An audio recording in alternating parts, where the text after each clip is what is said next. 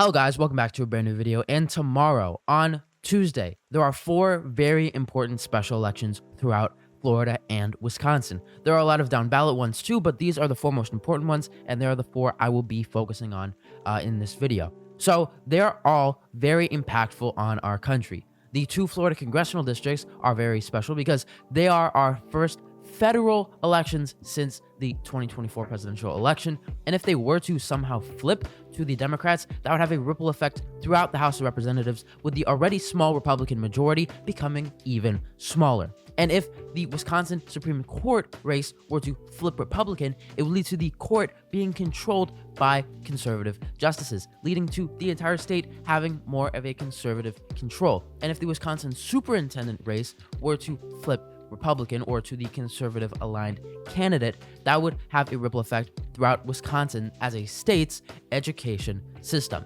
Not to mention, it goes and shows the general effect that Trump's policies are having on Americans if they're starting to have a change of heart, and what our national environment is looking like ahead of our more important races that are coming up further in 2025 and the midterms, which are the governor elections in Virginia and New Jersey, and then in the midterms, you've got a bunch of stuff. So let's just get into it. So first, I'm going to be covering the Florida congressional districts. So first of all, we've got Florida's first congressional district. This one is not that special. You've got Jimmy Patronis as the Republican nominee. Both of these Florida representatives, Matt Gaetz and Mike Walz, resigned to be a part of Trump's administration, although that didn't really work out for Matt Gaetz. But he won re-election by, like, what is this, 30-something points? That's insane. This is a ruby red district, and they'll even elect someone as uncharismatic and just a bad candidate as Matt Gaetz. So I don't really expect this race to be that competitive. My current prediction is around R plus 27, mainly just because this is a ruby red district. And although I expect Democrats to outperform just because they always do in special elections, or at least most of the time they do, I don't expect it to be by that much.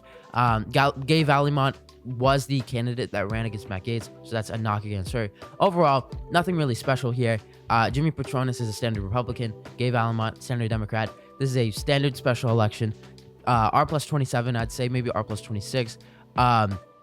Although this is like an R plus 30 something district. So that is very notable in itself, but that's just because the Democratic coalition makes it so that Democrats outperform in many special elections, just because Democrat voters now, compared to 10 years ago, are way more educated, so they know when elections are, they know when to turn out, whereas Republicans are more likely to just vote in presidential election years only, or maybe midterms if you're lucky. So that leads to Democrats outperforming in these races. It's not a reflection necessarily on the national environment. It's just mainly because of the coalitions. And I expect, because of coalition shifts, Gay Vallimont to do a bit better here than she did in 2024. Jimmy Patronis to underperform Matt Gaetz, although he is a bit of a better candidate than Matt Gaetz.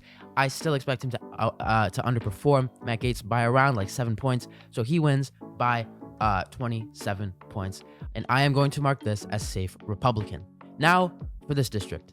Florida's 6th is far more interesting of a race than Florida's 1st. This is mainly because while it is around the same partisanshiply, Randy Fine is a terrible candidate. Just listing off some of the things he said, responding to a picture of like a Palestinian baby that got like killed by the Israel-Hamas war. He said like, ha ha, thanks for the picture or something. And then like there was a someone that like made him mad. So for the rest of like a town hall, he limited all the people that were like asking questions to 10 seconds or something. Anyway, he's a terrible candidate. He doesn't have much of a connection to the district. Very uncharismatic, and he's basically just been relying on the Trump endorsement to get him through this race. And it's kind of been working. But as of recently, the Democratic nominee, Josh Weil, has picked up a lot of steam. If we go to the polls, there we go. Fabrizio Ward, this one was really shocking. It is an R internal, so this was a Randy Fine internal. It's an A-rated pollster, and it has Josh Weil above Randy Fine by around 3 points. So Josh Weil is picking up a lot of steam just because Randy Fine is very uncharismatic, and because there are two other conservative-leaning people on the ballot. There's Andrew Parrott and Randall Terry, who you might recognize, who ran for president in 2024. And I believe a lot of Republicans are going to vote for these two candidates just as a protest vote to Randy Fine, because they don't really like Josh Weil, I don't know. But they really don't want to vote for Randy Fine, and I think that will split a lot of the vote. So overall, this race, it's a Trump plus 30 district. Trump won it by 30 in 2024, and yet, like if you go to 2024, Walz won with 2/3 of the vote, and yet I expect this race to be pretty competitive. Now Josh Weil is not a perfect candidate, not even remotely close to it. He's been criticized. He's running a decent campaign, but he's been criticized for being more like left wing. He's pretty left wing, I will say, and it's also come out some stuff about his past, which the Randy Fine campaign didn't look for.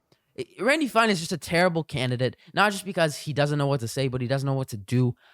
He could have run opposition research on Josh Weil, but instead he didn't, and he didn't uncover a lot of really bad stuff that Josh Weil did. Like, he ran on being a teacher, and yet he got fired from his job for, I think it was assaulting a student, or correct me if I'm wrong. It was something relating to like a student, and he like abused them or something. I don't know, but he got fired from being a teacher, and Randy Fine just didn't look into that, just at all. Which, like, why? So a lot of people in Florida 6th just don't know about that, just because Randy Fine ran a terrible campaign, terrible opposition research, and just people just don't know. So I expect, although Josh Weil isn't that good of a candidate in himself, in fact, he's a pretty bad one if you just look at him on paper, I expect him to outperform Kamala Harris by a lot, just because Randy Fine is such a terrible candidate. And now, if Guess Selmont was the Democratic nominee, who was a great candidate, I will say, or at least pretty good, this race could have gone Democratic, but as of now, I'm going to set my prediction at around like R plus 8.2 to R plus 8.9, something like that. I'm just going to go R plus 8.9. Boom. That's my final prediction for Florida's 6th. Yeah, decimal points. I know I'm getting super fancy. But yeah, that is my prediction. Let's mark it on the map. That is likely R, which should not be the case. Again, this is a Trump plus 30 district, and I could honestly see Randy Fine losing. But right now, I just don't really see it. I know Michael Prusser on Twitter has this race as lean R. I could see that. I could see it being under 5. We just have to see. But as of now, I've got it at around R plus 8.9, just because I don't have that much faith in Josh Weil. Maybe that Fabrizio poll was an outlier. We'll just have to see. Now for the Wisconsin elections. So, Wisconsin Superintendent of Public Instruction election. It just rolls off the tongue so easily. I'm just going to call it superintendent. So Jill Underly is the incumbent. She is a Democratic aligned candidate, and this race is super interesting. If you look at the primary, Jill Underly had 37% of the vote, and the candidate running to her left had 27% of the vote. If you combine that and her conservative aligned but really centrist Democrat opponent only having 34%, you'd be like, hey, how is this race even really that competitive? Well, Jill Underly has had the biggest throw of all time. She has, according to people I've spoken to who are in Wisconsin, she's had a terrible campaign. She only started spending in Milwaukee, which is extremely important, only like a few weeks ago. Mainly just because, well, she doesn't have a reason. She's just running a terrible campaign. You need to spend in Milwaukee. You need to spend in Madison to get Democrats to turn out. This election and the Supreme Court election are just decided by turnout. Who turns out? Is it going to be Republicans in the suburbs and like the WOW counties, or is it going to be Democrats in Madison and Milwaukee? But she just didn't spend. She took a long time to do that, and it's hurting her. And apparently, like, different unions have endorsed against her that normally endorse Democrats, and it's just a whole mess. I expect her to lose, which is, I know, it's a shot in the dark. It's very crazy. If we go to 2021, what was her performance? Oh my God, look at that. She won by 15. But I seriously think she's going to throw. I think my prediction is like around Brittany Kinzer plus like 3.8, kind of maybe like 4.2, but I'm going to go Brittany Kinzer plus 3.8, mainly just because she is a centrist Democrat. Basically, I think she endorsed Kamala Harris, which and like she campaigns for Tammy Baldwin. So she's not completely unelectable because Wisconsinites, they probably wouldn't elect a Republican to superintendent, but a moderate Democrat who's just endorsed by conservatives, maybe they will. And with Underly just throwing this campaign season, I think Underly is the underdog. She is really just throwing the race. Now, could she win? Obviously. Could she win by a massive margin? Yes. There have been very few polls, if any. There's been one poll, and it had Kinzer up by 2 points with 58% undecided, and it was in February. There have been 0 polls, basically, on this race. It is just a shot in the dark. It is a nonpartisan, off-year election with 0 pollsters in Wisconsin, which is notoriously hard to poll and predict. It's just a shot in the dark. But I think just based on how campaigns are going, I'm going to say Brittany Kinzer is the favorite, the moderate Democrat endorsed by the Republicans. And I think she wins by 3.8%. And now for the most important race of the night. And I'd say possibly the most important race of the entire year, the Wisconsin Supreme Court election. It is between Susan Crawford and Brad Schimmel. And let me say, of every election I have covered over the last few years, this might be the election I am the most in tune with, the one I'm paying attention to the most. And I know that's going to age poorly if my prediction is super wrong, but I've just been paying attention to this race so much, and I have a lot to share. So first of all, a history lesson. So the incumbent liberal justice is Ann Walsh Bradley, and she is retiring this year. So her seat is completely open. And if her seat flips to the conservatives, that will mean that the entire court becomes a conservative majority, meaning major changes for Wisconsin as a whole. The liberal-aligned candidate is Susan Crawford, the Dane County Circuit Court judge, and the Republican-aligned candidate is Brad Schimmel, the former Wisconsin Attorney General.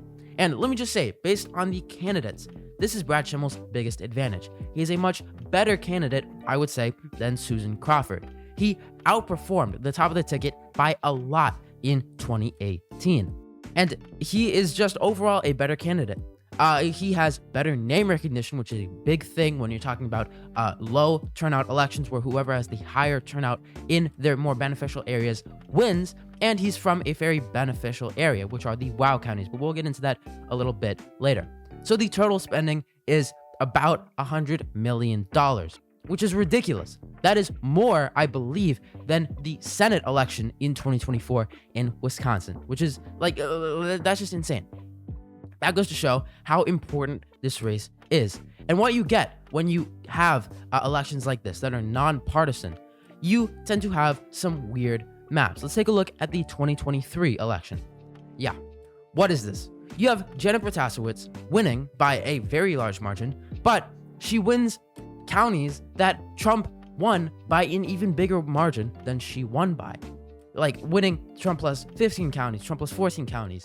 It is an insane performance, but it's especially important when you just take a look at the map. You see these blue counties along the side, the area that borders Iowa, and those are called the driftless counties. They are very ancestrally Democrat, and they voted Democrat throughout most of the year, throughout most years. They voted for Obama, they voted for Clinton, and they voted for Donald Trump. They swung Republican very heavily. But a lot of that hasn't really translated down ballot yet. These are still very ancestrally Democratic areas. Tammy Baldwin, I believe, outperformed Kamala Harris in this area by a lot, just because they are very ancestrally Democrat, and they tend to vote Democrat down ballot compared to who they vote for president, which is the Republican, more and more recently. And what you see with nonpartisan down ballot races like this are and on off years is they tend to revert back to their ancestral origins. Now, in a more partisan time, I expect that to be a lot less than it was in 2023 and it was in the past. However, I still expect that to be the case. And you see the reverse in these WOW areas, which are Washington, Ozaukee, and Waukesha. These are very ancestrally Republican areas. They're very wealthy, and that's where Brad Schimmel is from. And I expect them to give him a big boost. These are areas that shifted to the left a lot in 2024 just because they're very suburban and they just don't really like Donald Trump. However, when you're talking about a nonpartisan race, it is going to be more ancestrally how your area is. So these being more ancestrally Republican, I expect them to swing Republican more than they would for, say, J.D. Vance in 2028 or Trump in 2024. So I expect when you're looking at a map for what this race could look like, you're going to see, compared to 2024, Susan Crawford do a lot better in these driftless areas, which Democrats have lost over the years. And you're going to see Brad Schimmel do a lot better in these WOW areas, these 3 counties, which it may not look like as much, but let me tell you, there are so many people in these 3 counties that him doing exceptionally well in these areas can seriously give Republicans the edge. So if we take a look at polling, so we've only really gotten polls from Republican pollsters, which is, yeah, like literally, we've only gotten polls from Republican pollsters. And yet, Susan Crawford has maintained the strong polling lead, even getting to the point where SoCal, a Republican-aligned pollster who was, I will say, very accurate in 2024, had Susan Crawford up by 8 points among likely voters, which are the better demographic to poll because this is going to be an election about turnout. If you can turn out your base more than the other person can, since it's an off-year election with a lower turnout just base. And Susan Crawford is from Madison, which is Dane County, which is a very blue area. Let me see if I can, yeah, this area right here. So that gives her a bit of a boost. And overall, she has the lead in polling. And I'd say she has the edge in the entire race. So you see, candidacy, that's on Brad Schimmel's side, just how strong you are as a candidate. But polling is on Susan Crawford's side. Now, spending is a bit more complicated. Except it's not. Susan Crawford has the edge. I don't know why I said it's more complicated. It's not. Susan Crawford has the spending edge. Elon Musk is donating a lot. In fact, most of the top donors are all for Brad Schimmel. However, overall, Susan Crawford does have the spending advantage, which is going to lend to her side. So she has the edge in polling and spending. Brad Schimmel has the edge in candidacy. Now for the final factor, I'd say, which is early voting. And that is a lot more of a mixed bag. That is a lot more complicated. Now, depending on who you ask, it depends on who early voting is good for. Some will say Brad Schimmel, some will say Susan Crawford. Now, originally, Brad Schimmel was doing very well. However, his lead began to decrease. But around the middle of last week, he began to gain more. Susan Crawford began to wane off of her highs in turnout in Milwaukee and Madison. And Brad Schimmel began to increase and do better in the WOW counties, which are way more Republican aligned. I waited to make this video until Monday because we got our final updates out of the Friday early votes, which were the last day to vote early. And from what I can tell, it depends on who you ask, but from what I can tell, Susan Crawford improved a lot on her previous position. And I'd say that barely gave her the edge in the factor of early voting. So overall, I'd say Susan Crawford has the edge in spending, in polling, and probably the edge in early voting, whereas Brad Schimmel only has the edge in candidacy. Now, just looking at the factors of this race, I'd say Susan Crawford has the edge, and especially considering how it is a lower turnout race, which will benefit Democrats. Although this race is mainly just entirely who can you turn out. If just people from the WOW counties and more rural areas turn out to vote, Brad Schimmel is probably going to win. However, if the WOW counties swing left, or they just don't turn out as much on election day as people were expecting, Susan Crawford is going to win by a large margin. And overall, I'd say the 2 biggest possibilities are Susan Crawford wins by a large margin, like 4 to maybe like 7, or Brad Schimmel barely scrapes by and barely gets a victory flipping the seat. Now, overall, if I were to average it out and say what I think the most likely margin is, I would say it's around D plus 3.2%. That is a very rough guess, but I think Crawford wins by 3.2 points. Yeah, so that is my final prediction for Wisconsin Supreme Court. Anything can happen, honestly. Susan Crawford could win by a massive margin. Brad Schimmel could barely win, or he could win by a decent margin. We just have to see. But I think Susan Crawford is firmly in the lead for now, although Brad Schimmel obviously could win. So that's where we are. I believe Republicans are going to hold on to the 2 congressional districts in Florida, Florida's 1st and Florida's 6th. I believe Democrats are going to hold on to their Wisconsin Supreme Court seat. And the one flip of the night, I think, will be Wisconsin superintendent. Thank you guys so much for watching. Election night coming sometime at the end of this week, maybe this weekend. Thank you guys so much for watching. I'll see you in the next one. Bye.